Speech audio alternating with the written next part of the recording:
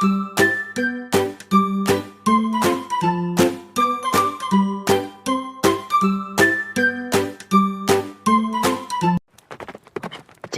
नगरी का रहस्य।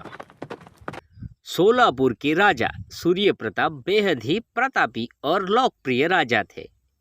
उनके राज्य पाठ में किसी प्रकार की कोई भी कमी नहीं थी। प्रजा सुखी से अपना जीवन यापन कर रही थी। सूर्य प्रताप का एक पुत्र तेज प्रताप था, जो विवाह योग्य हो गया था, किंतु वह बाल हट के कारण विवाह नहीं करना चाहता था। विवाह के लिए जब भी पिता या कोई कहता तो उसके सामने तेज प्रताप अपनी शर्त रख दिया करता था। वह शर्त थी, जो भी कन्या उससे विवाह करेगी उसे सुबह शाम एक एक लात मारेगा। इस शर्त पर कोई भी कन्या विवाह करने के लिए राजी नहीं होती। कोई बिरला ही होगी जो इस प्रकार की शर्त को स्वीकारेगी।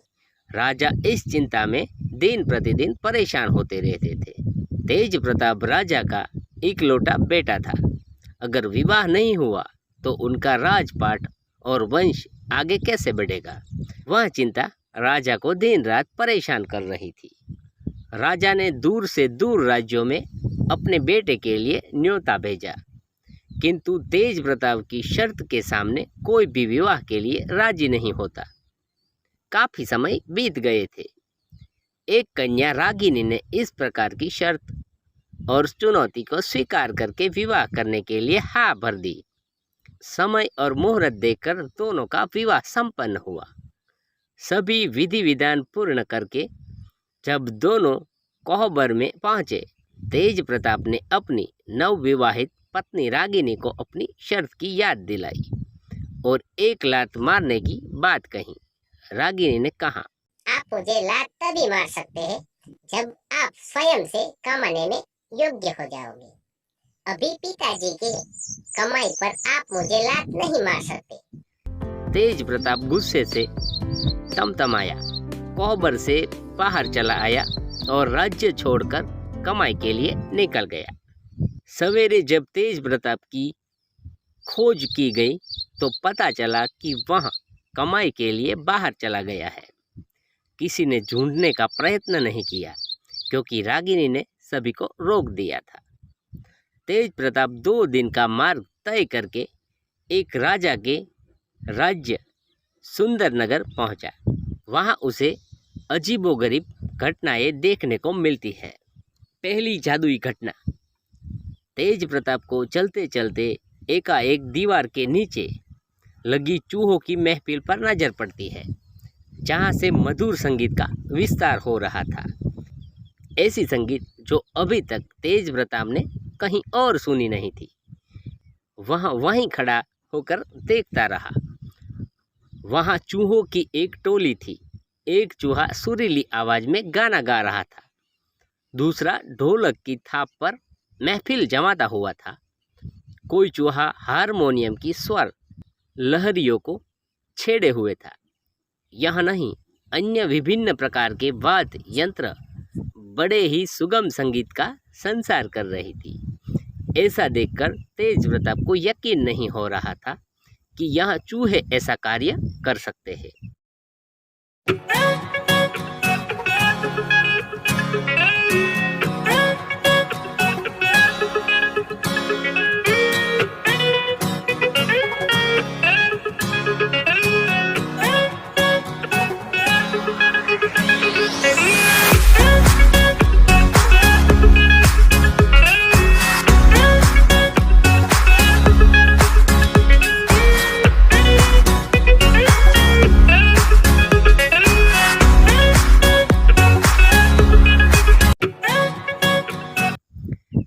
सभी चूहे अपना संगीत समाप्त कर बिल में वापस चले जाते हैं।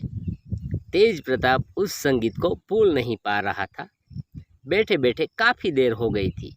वह संगीत उसके कानों में हटने का नाम नहीं ले रहा था। तभी एकाएक उसकी एकाग्रता भंग हुई। सामने महफिल समाप्त हो चुकी थी। दूसरी जादुई घटना। वह उठा और कुछ दूर आगे चला। वहां नगरी में एक नदी थी। जिसे पार करके आगे का रास्ता पूरा करना था। तेज प्रताप उस नदी को पार करने की तरकीब सोच रहा था। उसके पास एक सियाल नाव लेकर प्रस्तुत होता है और कहता है, कहिए मालिक, क्या आपको नदी पार करनी है? तेज प्रताप की आंखें फटी की फटी रह जाती है। यह क्या सियाल नाव चला रहा है और वह आदमी को बैठाकर उस पार करेगा? वह सोच में पड़ गया। सियाल ने पुनः आवाज लगाई, मालिक, क्या आपको नदी पार करनी है? हाँ हाँ, मुझे नदी पार करनी है। आइए, नाव में बैठ जाइए। तेज प्रताप सधे हुए कदमों से नाव पर सवार हो गया और कुछ ही देर में वहां नदी के पार उतर गया। तीसरी जादुई घटना।